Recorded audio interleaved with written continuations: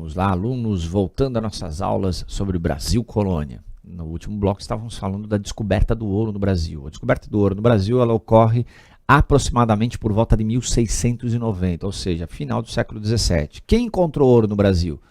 Há divergências em relação a isso. Alguns livros trazem o nome de Antônio Arzão, o bandeirante Antônio Arzão, que comandou uma expedição e a expedição dele é que encontrou ouro no Brasil.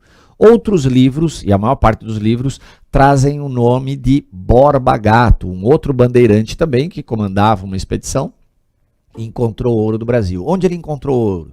Encontrou ouro onde hoje é Minas Gerais, o estado de Minas Gerais. Na época, obviamente, não era chamado Minas Gerais.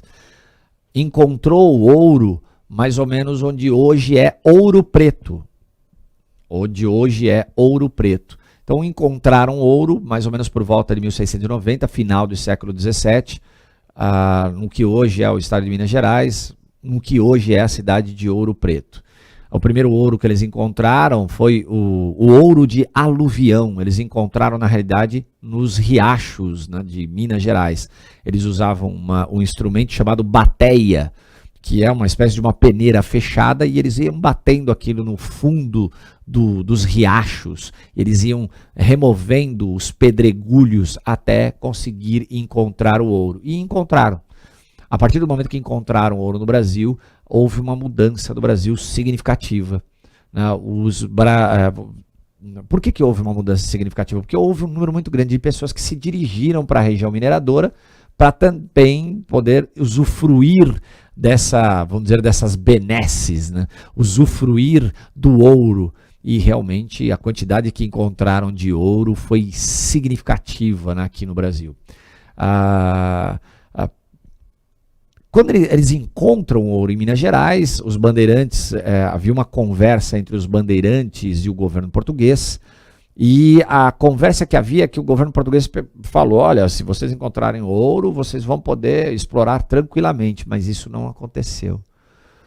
Logo depois que é encontrado o ouro no Brasil, um número enorme de pessoas começam a vir para o Brasil, não só da Europa, mas vieram de outras localidades também, se dirigiram para a região mineradora também pessoas do Nordeste brasileiro, do Sul do Brasil também.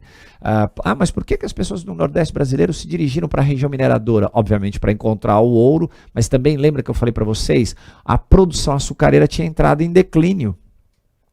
Então as pessoas, tinha muitos senhores de engenho lá que não estavam tendo tanta lucratividade assim, então pegou os seus escravos e se transferiu para a região mineradora e começou a tentar explorar e conseguir o ouro, né, que era hipervalorizado. Interessante que o número de pessoas que chegaram na região mineradora foi enorme. Surgiram vilas literalmente do dia para a noite. Como chegaram muitas pessoas, não tinha alimento para todas essas pessoas. Vamos caçar. Caçaram, só que acabaram os animais. Vamos recolher as frutas. Recolheram, mas não tinha tantas frutas assim. Estava chegando todo dia muitas pessoas. E também não tinha nenhum supermercado. Vamos ali no supermercado da esquina. Como não tinha, né, pessoal? Então algumas pessoas encontraram o ouro, mas morreram de fome, logo no comecinho da exploração do ouro. Havia falta de alimentos. Isso vai fazer com que se desenvolva um comércio no Brasil também. No sul do Brasil, por exemplo, se criava o gado bovino. E muitos, vamos colocar dessa forma, gaúchos começaram a levar o animal vivo para a região mineradora e vender esse animal para abastecer, né, de alimentos a região mineradora. O Nordeste brasileiro, em determinado momento, também chegaram a fazer isso. Então você passa a ter uma integração do território brasileiro. O Sul ao Sudeste, o Nordeste ao Sudeste. Na região mineradora, ele acabou proporcionando uma integração do território brasileiro, um contato maior do território brasileiro. Outra coisa que aconteceu também é que a capital do Brasil acabou, mais para frente, óbvio, ela acabou sendo transferida, deixou de ser Salvador, que Salvador havia sido fundada em 1549, foi fundada em 1549, e foi capital do Brasil até 1763, quando passou a ser a cidade do Rio de Janeiro, a capital do Brasil. Mas por que mudou a capital? Facilitava o escoamento do ouro para Portugal. Esse ouro era levado para o Rio de Janeiro, era levado em alguns momentos também para Paraty, tá, pessoal? Mas era levado para o Rio de Janeiro e depois escoado para a Europa, ia para Portugal principalmente, mas depois a gente vai falar para onde grande parte do ouro brasileiro foi parar.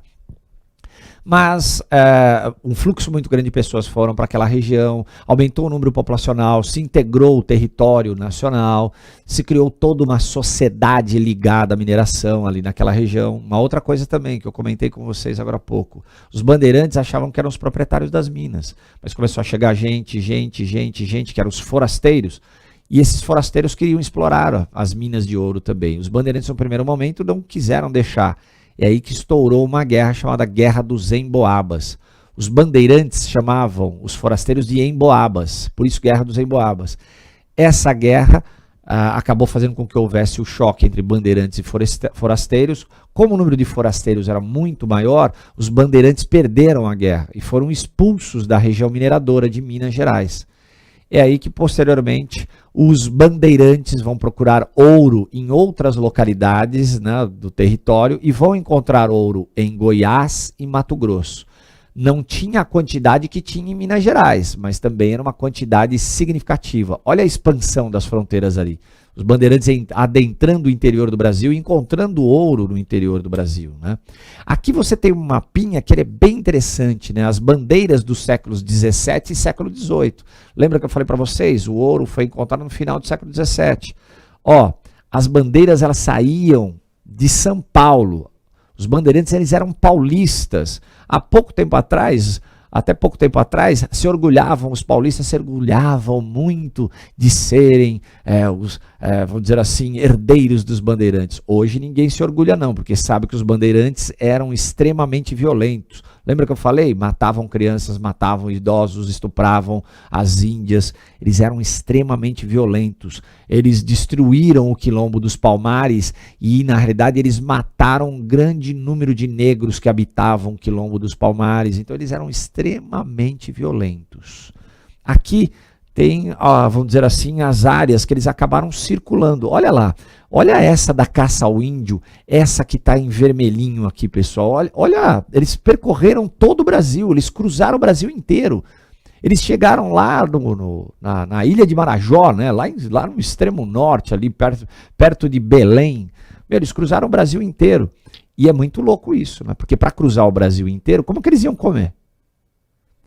E demorava muito tempo, era a pé que eles faziam isso. Então eles levavam alimentos, carregavam esses alimentos. O caminho que eles faziam, grande parte era a pé, mas faziam também via os rios brasileiros. A gente não pode esquecer que o Brasil é o país que tem a maior quantidade de rios do mundo. Então eles utilizavam também o caminho pelos rios, né? Utilizavam o rio como uma forma de locomoção também, com seus batelões, que eram uma espécie de canoas enormes. E levavam alimentos, mas ia chegando um determinado momento que esse alimento ia acabando. O que eles faziam? Eles plantavam o milho, esperavam germinar, colhiam e depois seguiam viagem. Então essas expedições elas duravam às vezes mais de um ano. Essa mesmo que cruzou o Brasil todo durou mais de um ano. Essa expedição aqui que chega lá em Gurupá, está lá, né, no extremo norte ali, em Gurupá, essa expedição foi comandada por Fernão Dias Pais Leme. Fernão Dias é que comandou essa expedição. Mas olha quantas expedições tem, ó, Itatim, TAP, né? Ó, até mesmo, ó, eles passaram pela região mineradora, né? Ali, ó, Vila Rica. Vila Rica é Ouro Preto, pessoal. Chegaram em Goiás, ó lá, Mato Grosso, Cuiabá. Ó, saíram de São Paulo, chegaram em Salvador e de Salvador saíram para o interior do Nordeste brasileiro também, ó, chegaram em Palmares, onde destruíram Domingos Jorge Velho, destruiu o Quilombo dos Palmares. Em Olinda também, em Recife, também faziam. Então, os bandeirantes, eles não respeitavam o Tratado de Tordesilhas e acabaram expandindo mesmo o território brasileiro. Foram fundamentais para essa expansão do território brasileiro.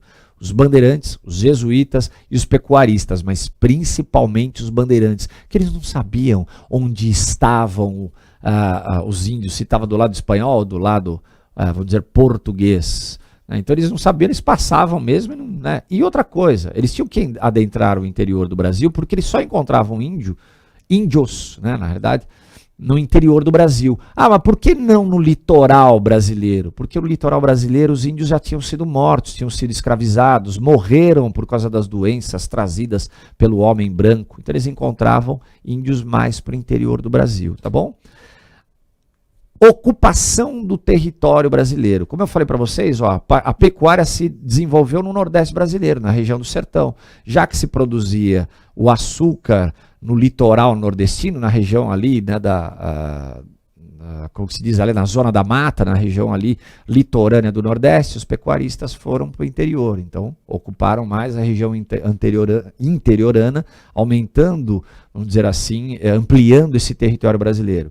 Incentivada pelo governo português, a pecuária também se desenvolveu no centro e no sul do Brasil.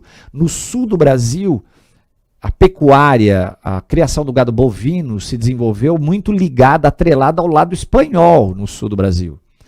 Você pode perceber que os gaúchos, eles têm até hoje a tradição da criação do gado bovino, e eles são muito ligados à cultura espanhola. Talvez o estado que tenha a maior diferença cultural no Brasil. Os caras falam gauchês que você não entende. Se ele falar o gauchês contigo, você não consegue entender. Então, criou-se também gado bovino no sul do Brasil. E criou-se gado bovino também no centro-oeste. Hoje me parece que a região que tem a maior criação de gado bovino no Brasil é o centro-oeste. A região de Mato Grosso do Sul, e também em Goiás. Então, a criação de gado bovino, Nordeste, Centro-Oeste e o Sul do Brasil. A atividade era realizada por homens livres, não eram escravos que criavam gado bovino, e a sua produção era destinada ao mercado interno, como eu falei para vocês. Na Amazônia, se desenvolveu o extrativismo, retirava-se na Amazônia o que nós chamamos de drogas do sertão. Adentravam ali pelo rio Amazonas, o rio de maior volume de água e extensão que nós temos no planeta, adentravam com embarcações o rio Amazonas e ali eles iam entrando em contato com as populações nativas que habitavam nas proximidades ali das margens do rio Amazonas, e ali, nesse contato, acabavam fazendo com que os índios tirassem as drogas do sertão. O Guaraná, por exemplo, era considerado uma droga do sertão. O Guaraná que dá um up, é um energético. Né? Muitos que exploravam essas drogas do sertão, na realidade, eram os jesuítas. Os jesuítas faziam, como eles catequizavam os índios, faziam amizade com os índios e falavam, tira lá para mim as drogas do sertão, né? Aí tirava lá a baunilha, tirava lá o Guaraná, como eu falei para vocês, e vendia para a Europa. Os jesuítas tiveram uma lucratividade enorme com isso. A lucratividade que tiveram foi uma coisa de maluco. A gente não pode nem falar muito alto, mas os jesuítas têm grandes propriedades até hoje no Brasil, bem forte. Então as drogas do sertão também foi objeto de ampliação. Se eles adentraram pelo Amazonas, eles adentraram lá do espanhol. Com o avanço sobre o território espanhol, houve a necessidade de se estabelecer novas fronteiras. O Tratado de Tordesilhas já não funcionava mais. Tanto Portugal como Espanha sabiam disso. Então eles vão estabelecer novas fronteiras, eles vão estabelecer novos tratados, novas fronteiras entre Brasil e Portugal, isso aqui na América do Sul. Representantes de Portugal e Espanha então assinaram vários acordos. Eu coloquei alguns acordos para vocês e já mostro já. Mas aqui você tem, por exemplo, algumas missões religiosas.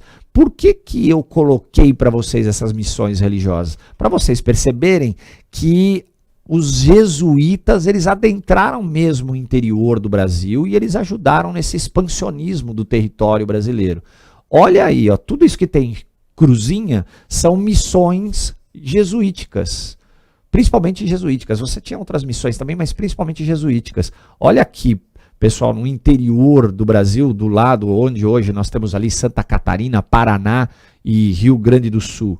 Você indo até na região aqui do Pantanal brasileiro, caminhando mais ao norte, olha lá, você pegando toda a região aqui do norte, lembra que eu falei para vocês? Olha o Rio Amazonas aqui.